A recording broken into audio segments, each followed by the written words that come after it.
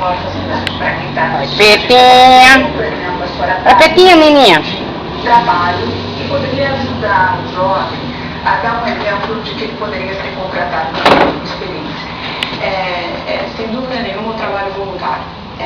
Existe uma opção de possibilidades para as pessoas contribuírem para a sociedade, fazerem um trabalho importante, muitas vezes na sua própria área, e aí poderem evidenciar a experiência que é tão necessária para que eles possam conseguir um emprego.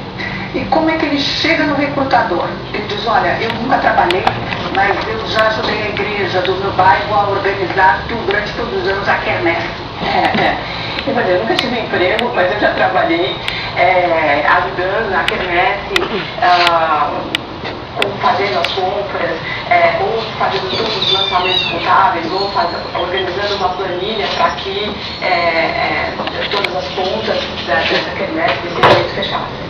Professora, muito obrigada, mas esse assunto a gente